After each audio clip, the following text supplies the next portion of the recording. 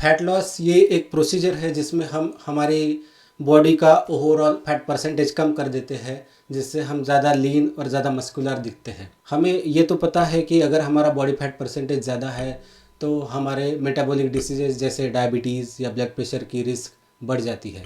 तो अगर हम हमारा ओवरऑल बॉडी फैट परसेंटेज कम कर देते हैं तो हम ना सिर्फ इन डिसीजेस का रिस्क कम करेंगे बल्कि हमारी ओवरऑल हेल्थ को भी बेटर कर सकते हैं। Hello everyone, I am doctor Venkatesh.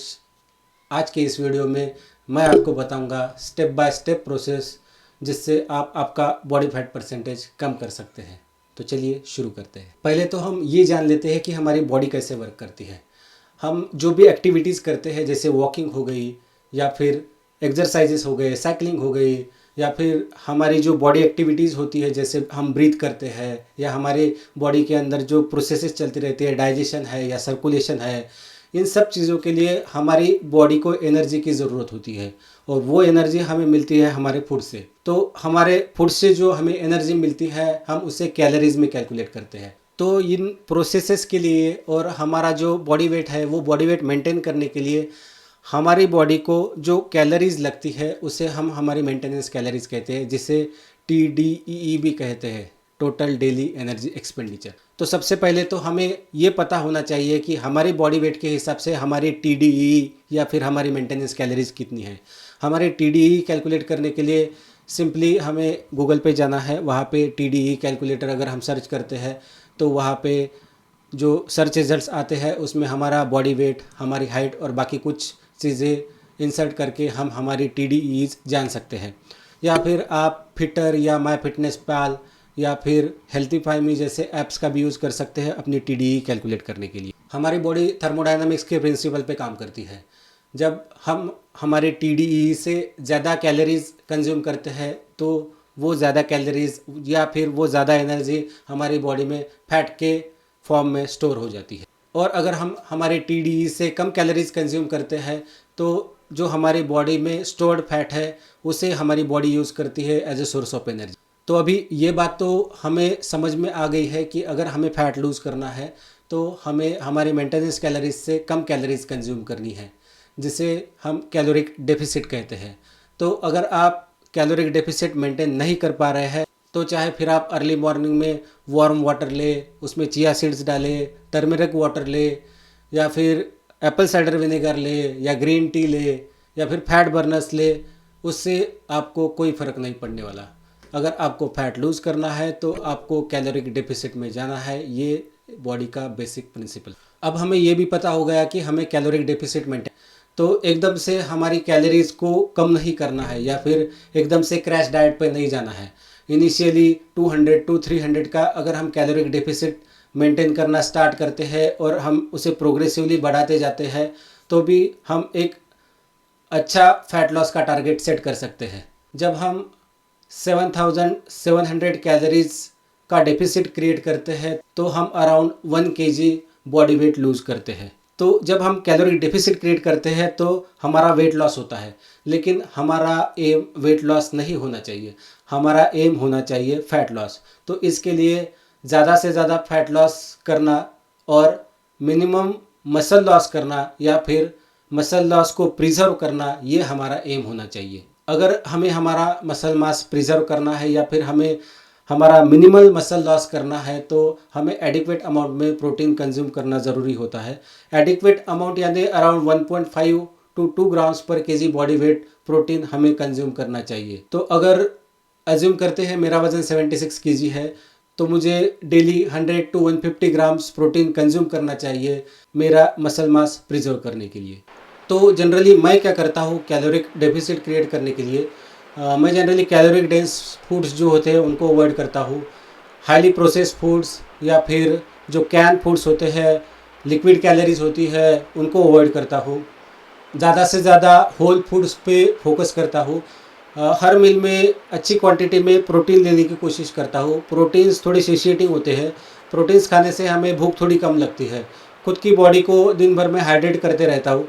तो इन स्ट्रेटजीज़ का आप भी यूज़ कर सकते हैं कैलोरिक डेफिसिट मेंटेन करने के लिए या फिर कैलोरिक डेफिसिट क्रिएट करने के लिए।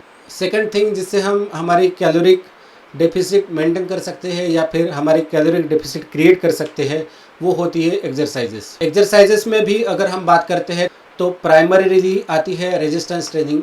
रेजिस्टेंस ट्रेनिंग एक मोस्ट इफेक्टिव वे है हमारी कैलोरीज को बर्न करने के लिए और हमारा कैलोरिक डेफिसिट मेंटेन करने के लिए।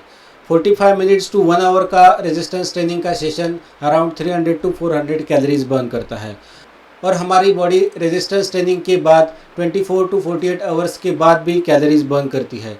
रेजिस्टेंस ट्रेनिंग से हमारा मेटाबॉलिज्म भी इम्प्रूव हो जाता है, जिससे फैट लॉस में और ज़्यादा हेल्प मिलती है। सेकेंड टाइप ऑफ एक्सरसाइज की अगर हम बात करते हैं, उसमें आता है कार्डियो और primarily high intensity interval training, जिसे हम हिट कहते हैं, जिसमें हम बर्पीज़ या जंपिंग जैक्स या फिर जंप स्क्वाट्स या फिर माउंटेन क्लाइंबर जैसी एक्टिविटीज़ का यूज़ करके ज़्यादा से ज़्यादा कैलोरीज बर्न कर सकते हैं। सेकेंड टाइप ऑफ कार्डियो जिसमें स्टेडी स्टेट कार्डियोज आता है, जैसे साइकिलिंग, जॉगिंग, वॉकिंग, स्विमिंग, ये भी हमें हमारी कैलोरीज बर्न करने के लिए और कैलोरिक डेफिसिट क्रिएट करने के लिए हेल्प करते हैं। थर्ड टाइप ऑफ एक्सरसाइज जो आती है उसे बोलते हैं नॉन एक्सरसाइज एक्टिविटी थर्मोजेनेसिस, यानी नीट।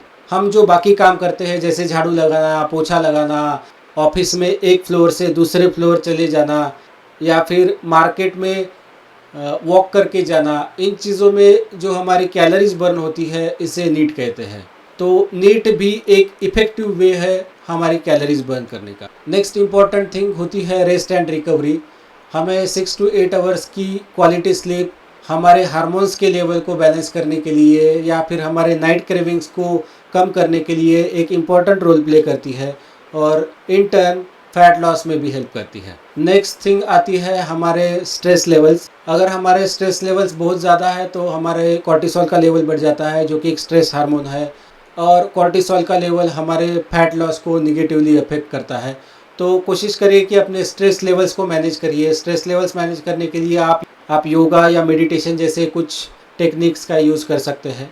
नेक्स्ट इम्पॉर्टेंट थिंग होती है माइंडसेट। देखिए, आपका जो वज़न बढ़ा है वो एक रात में नहीं बढ़ा है। आपका जो वज़न बढ़ा है वो पिछले कुछ सालों से, पिछले कुछ महीनों से बढ़ा है। तो जो आपका फैट लॉस होगा वो भी एक दिन में या 2 दिन में नहीं होगा, वो आपके कुछ महीने या कुछ साल लेने वाला है। जैसे वेट गेन एक स्लो प्रोसेस है, वैसे ही वेट लॉस भी एक स्लो प्रोसेस है। तो 1 महीने में फैट लॉस, 3 महीने में फैट लॉस, इन चीज़ों के पीछे मत भागिए। लॉन्ग टर्म गोल्स ही आपको लॉन्ग टर्म या सस्टेनेबल रिजल्ट्स देंगे। खुद को ऐसे लोगों के साथ सराउंड करिए जो हेल्दी लाइफस्टाइल को फॉलो करते हैं। लास्ट थिंग आती है, अपनी प्रोग्रेस को ट्रैक करते रहिए। देखिए, डेली वेट चेक करने में कोई पॉइंट नहीं है। डेली वेट में फ्लक्चुएशंस होते हैं, तो एवरी वीक या एवरी 15 डेज़ में अपने वेट को चेक करिए। ज़रूरी नहीं है कि आपको वेइंग स्केल पे चेंजेस नहीं दिख रहे तो आपकी बॉडी में चेंजेस नहीं हो रहे हैं। हो सकता है आप बॉडी रिकम्पोजिशन कर रहे हो, आप साथ में मसल्स भी गेन कर रहे हो फैट लॉस के साथ साथ। तो खुद की फ़ोटोज़ लेते रहिए एवरी वीक, एवरी 15 डेज़, ताकि आप फ़ोटोज़ को देख के भी कंपेयर कर सकेंगे कि आपकी बॉडी में कुछ चेंजेस हो रहे हैं या नहीं। एक चीज़ का हमें ध्यान रखना है कि जब हम कैलोरिक डेफिसिट क्रिएट करते हैं तो बहुत ज़्यादा कैलोरिक डेफिसिट क्रिएट हमें नहीं करना है या फिर क्रैश डाइट पे हमें नहीं जाना है। क्रैश डाइट से या बहुत ज़्यादा कैलोरिक डेफिसिट क्रिएट करने से हमारा मेटाबॉलिज्म स्लो हो जाता है, जो हमारे फैट लॉस को निगेटिवली अफेक्ट करता है। और सिर्फ कैलोरिक डेफिसिट क्रिएट करना या फिर सिर्फ कार्डियो करना, इन चीज़ों पे फोकस ना करके सभी चीज़ों को अपनी लाइफस्टाइल में इनकॉर्पोरेट करिए। कैलोरिक डेफिसिट क्रिएट करिए, कार्डियो करिए, रेजिस्टेंस ट्रेनिंग करिए। इन सब का यूज़ करके ही आप लॉन्ग टर्म गोल्स अचीव कर पाएंगे। हेल्दी खाना खाना या फिर रोज़ सुबह उठ के जॉगिंग चले जाना, इन चीज़ों को एज अ पनिशमेंट ना लें। इन चीज़ों को एंजॉय करना सीखिए। जैसे जैसे आप इस प्रोसेस को एंजॉय करना सीखेंगे, आपको अपने आप रिजल्ट्स मिलने शुरू हो जाएंगे। आशा करता हूँ कि आपको ये वीडियो अच्छी लगी होगी। अगर मैंने कोई पॉइंट्स मिस कर दिए हैं तो आप मुझे नीचे कमेंट सेक्शन में बता सकते हैं। ऐसे ही इन्फॉर्मेटिव वीडियोस देखने के लिए लाइक करिए, चैनल को सब्सक्राइब करिए। मिलते हैं अगली वीडियो में।